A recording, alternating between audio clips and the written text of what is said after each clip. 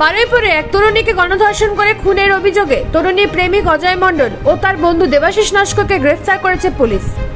তরুণীর পরিবার থেকে অভিযোগ করা হয়েছে ওই তরুণী গত দুদিন ধরে নিখোঁজ ছিলেন। লোকাল থানায় একটি মিসিং ডায়েরিও করা হয় তরুণীর নামে। খারাপ লাগছে, ওর সব টেনে নিয়ে গিয়ে বাগানের মধ্যে রেপ করা হয়েছে, গলা টিপে ওর জলে ভাসিয়ে দেওয়া হয়েছে।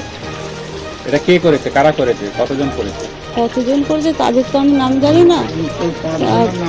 5 জনের নাম করেছে, কিন্তু নাম জানি না। তো প্রথম তো যে যার ভালোবাসতো সে নিয়ে গেছে, এবার ওদের সঙ্গে তো অতজন লোক আছে না।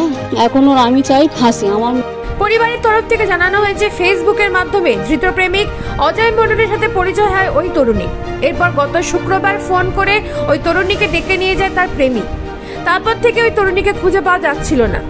গতকাল সকাল 10টা নাগাদ বাড়ি থেকে খানিকটা দূরে করমচা বাগানের ভেতরে একটি ডোবা থেকে তরুণীর মৃতদেহ ভাসতে দেখে বারুইপুর থানায় পুলিশকে খবর দেন এলাকার মানুষজন।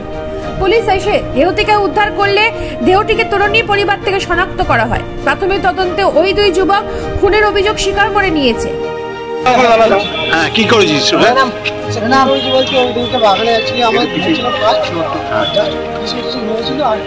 তোরা বাগানে তোরা ফোন করে ডেকে কি করেছিস? শুক্রবার দিন ফোন করে ডেকেছিস তো?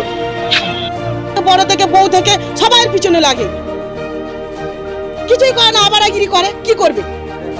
গাঁজা খায়, নেশা করে, আবারাগিরি করে ঘুরে বেড়ায়। সব থেকে বাজে লক্ষ্য ছেলে সবাই। বারুইপুর থেকে নিজস্ব প্রতিনিধি রিপোর্ট, নিউজ প্রাইম বাংলা।